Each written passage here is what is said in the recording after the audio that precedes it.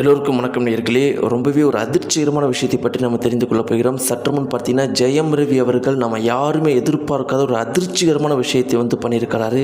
அதன் பிறகு என்ன நடந்துச்சு, அவர் இப்போ என்ன ஆகிட்டார் அப்படிங்கிற ஒரு அதிர்ச்சிகரமான விஷயத்தை பற்றி தான் நம்ம தெரிந்து கொள்ள போகிறோம். ஒட்டுமொத்த தமிழகமே இப்போ இதை பற்றி தான் பேசிகிட்டு இருக்குது. இது ஒரு மிகப்பெரும் அளவுக்கு சோகத்தை ஏற்படுத்தியிருக்குது. என்ன நடந்துச்சு அப்படிங்கிறத பற்றி வாங்க தெரிஞ்சுக்கலாம். சேனலுக்கு புதிய வந்தால் மறக்காம சப்ஸ்கிரைப் பண்ணுறேங்க. நேயர்களே, நம்முடைய தமிழகம் முழுக்கவே 2 நாட்களுக்கு முன்னாடியே ஒரு மிகப்பெரும் அளவுக்கு பரபரப்பாக இருந்த விஷயம் என்ன அப்படின்னு பார்த்தீங்கன்னா, ஜெயம் ரவி அவர்களுடைய பேட்டி மட்டும்தான். அந்த பேட்டியில் பல அதிர்ச்சிகரமான விஷயங்களை பற்றி சொல்லியிருந்தார். அதில் ஒரு 4 விஷயங்களை பற்றி சொல்லணும் அப்படின்னு பார்த்தீங்கன்னா, முதல் விஷயம் அவர் சொன்ன ரொம்பவே அதிர்ச்சிகரமான விஷயம் என்னென்னா, என்னுடைய வாழ்க்கையில் நான் ரொம்பவே சந்தோஷமாக இருந்த தருணம் அப்படிங்கிறது டிக் படத்தில் என்னுடைய மகனுடைய நடித்தது மட்டும்தான் சந்தோஷமான விஷயம். இன்றைக்கி அந்த பையனை பார்க்க கூட விட மாட்டேங்கிறாங்க, பாடி கார்டை வச்சு அடித்து துரத்துறாங்கன்னு. நம்ம எல்லாருக்குமே தெரியும் ஜெயம் ரவி அவர்கள் எவ்வளோ பெரிய நடிகர், எத்தனை வருஷம் சினிமா துறையில் இருந்திருப்பார், எத்தனை இடத்துக்கு போயிருப்பார், எத்தனை அழகான பொண்ணுங்களோட நடிச்சிருப்பார். ஆனால் அதையெல்லாம் சந்தோஷமான தருணம்னு நினைக்காம தன்னுடைய மகனுடைய இருந்தது மட்டும்தான் சந்தோஷமான தருணம் நினச்சிருக்காரு. ஆனால் அந்த ஒரு மகனை கூட இன்றைக்கி பார்க்க முடியாத ஒரு சிச்சுவேஷனில் இருக்கிறார். இரண்டாவது அவர் பேட்டியில் சொன்ன ரொம்பவே அதிர்ச்சிகரமான விஷயம் என்ன அப்படின்னு பார்த்தீங்கன்னா, நான் ரத்த வாந்தி எடுத்துகிட்டு இருக்கிறேன், அதுக்கு காரணம் அவங்க பிளாக் மேஜிக் என்னை வச்சு பண்ணிட்டாங்க அப்படின்னு. நம்ம எல்லாருக்குமே தெரியும் பிளாக் மேஜிக் அப்படிங்கிறதுலாம் இந்த காலத்தில் அந்தளவுக்கு உண்மையெல்லாம் கிடையாது அப்படின்னு.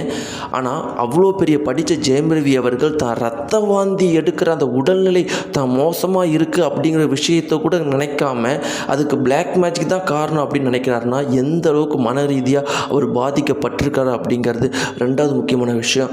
மூன்றாவது ரொம்பவே முக்கியமான விஷயம் என்னென்னா, அவர் இன்றைக்கி பேட்டி கொடுத்ததுக்கு ரொம்ப முக்கியமான ஒரே ஒரு காரணம், கெனிஷா அவங்கள விட்டுட்டு போயிட்டாங்க அப்படிங்கிற ஒரே ஒரு காரணம் மட்டும்தான்.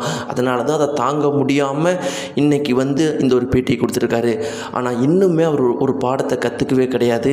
அவருடைய வாழ்க்கையில் இன்னொருத்தவங்க மேலே அட்டாச்மெண்ட்டாக இருக்கிறது, தான் மேலே அட்டாச்மெண்ட் இல்லாத ஒரு பொண்ணு மேலே ரொம்பவே அட்டாச்மெண்ட் இருக்கிறதுனால தான் இன்றைக்கி இவர் இவ்வளோ கஷ்டப்பட்டுட்டு இருக்கிறார் அப்படிங்கிற ஒரு விஷயத்தை அவர் மறந்துட்டார். மற்றவங்களை கண்மூடித்தனமாக நம்புறதுனால மட்டும்தான் இன்றைக்கி இந்த நிலைமையில் இருக்கிறார் அப்படிங்கிற விஷயத்தை மீண்டும் மறந்துட்டார். கடைசி ரொம்ப முக்கியமான விஷயம் என்ன அப்படின்னு பார்த்தீங்கன்னா, ஜெயம் ரவி அவர்கள் வாழ்க்கையில் பண்ண ஒரே ஒரு தப்பு, மற்றவங்களை நம்பினது. அதுக்கும் மேலே அவர் ரொம்பவே நல்லவராக இருந்தது.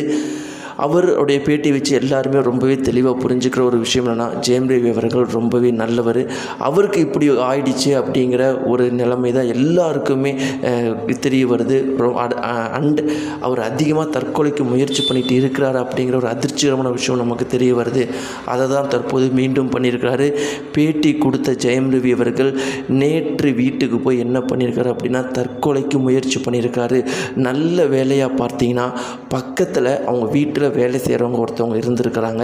பார்த்த உடனே கதற ஆரம்பிச்சிருக்கிறாங்க. பக்கத்தில் இருக்கிறவங்களாம் கூட்டிகிட்டு போய் ஹாஸ்பிட்டலில் சேர்த்து இன்றைக்கி அவர் நல்ல நிலைமையில் இருக்கிறாரு. இது ஒரு மிகப்பெரும் அளவுக்கு அதிர்ச்சியை ஏற்படுத்தியிருக்குது.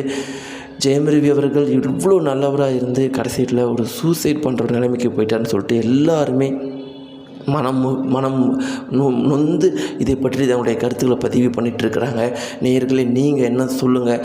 ஜெயம் ரவி அவர்கள் என்ன பண்ணால் ஒரு சந்தோஷமான அவருடைய நல்ல குணத்தை, ஒரு நல்ல வாழ்க்கை அவருக்கு மீண்டும் கிடைக்கும் நீங்கள் நினைக்கிறீங்க? மறக்காமல் கீழே கிடக்க கமெண்ட் பாக்ஸில் தெரிவிங்க.